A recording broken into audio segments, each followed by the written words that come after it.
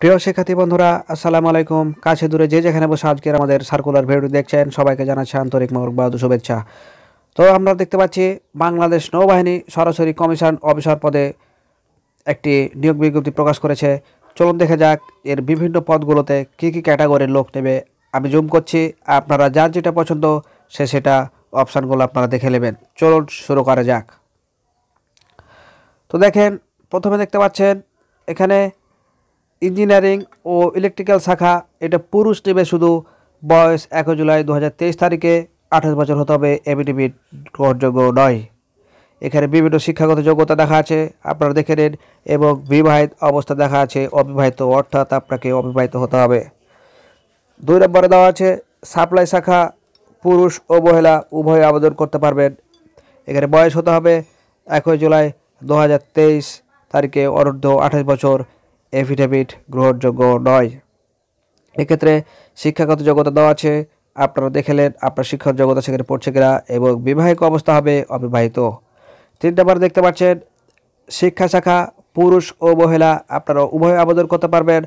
বয়স 1 জুলাই 2023 তারিখের অনূর্ধ্ব 30 বছর হতে হবে, এবং এফিডেভিট গ্রহণযোগ্য নয়।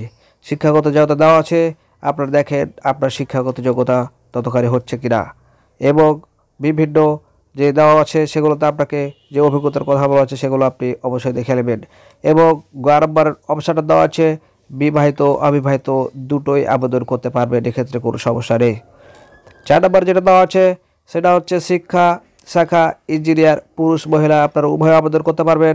বয়স 1 জুলাই 2023 তারিখে অনূর্ধ্ব 30 বছর। এফিডেভিট গ্রহণযোগ্য নয়। শিক্ষাগত যোগ্যতা দেওয়া আছে, আপনি দেখে নেন যে আপনার যোগ্যতাটা সে অনুযায়ী হচ্ছে কিনা। বিবাহিত অবস্থা হবে বিবাহিত অবিবাহিত আপনারা দুজনেই আবেদন করতে পারবেন।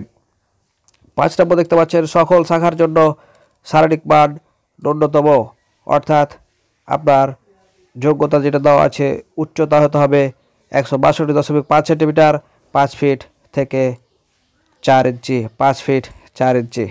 ওজন 50 কেজি, বুকের মাপ স্বাভাবিক 76 সেন্টিমিটার এবং 30 ইঞ্চি। সব প্রসারিত 21 সেন্টিমিটার 32 ইঞ্চি।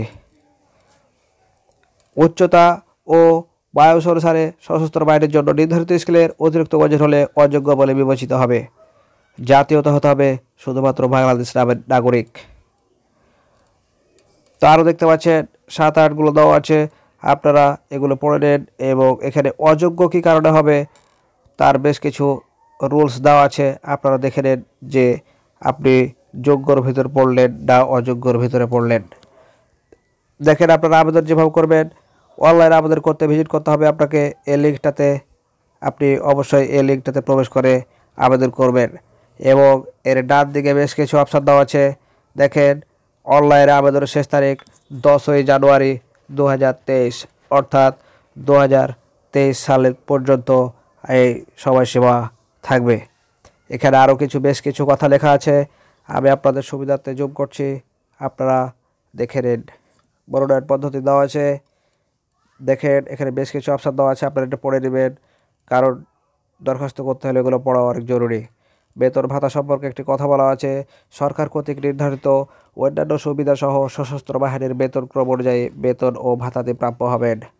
এখানে অন্যান্য বিশেষত্ব অপশানটাতে বেশ কিছু রুলস দেওয়া আছে, আপনারা অবশ্যই সেটা দেখে নেবেন।